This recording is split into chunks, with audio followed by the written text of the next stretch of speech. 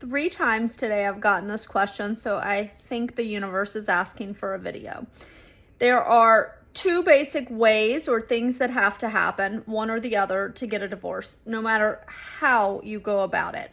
You either have to go in front of a judge for a judge to make a decision and enter an order, or you have to have an agreement.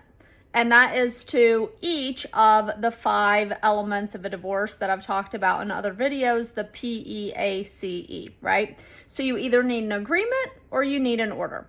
Once you have an agreement, you can get divorced in like a week, 2 weeks from the time it's signed. Apparently that's very surprising to people, but if you have a fairly amicable divorce and you're able to do it through an agreement before you get too deep in the process, yeah, you can be divorced in a couple of weeks after it's signed. If you have to go through a trial, you're looking at a year plus. I had a phone call today with a potential client who has another lawyer and was sort of interviewing me, and the question was like, should I settle my case? Well, it's really hard to answer that kind of a question, right? Like, should you settle your case? Yeah, I think people should always settle their case if you can settle your case for reasonable terms. But it's also hard to know what you're going to be able to settle your case for, because it's not just what you're willing to compromise on, but what the other person is willing to compromise on.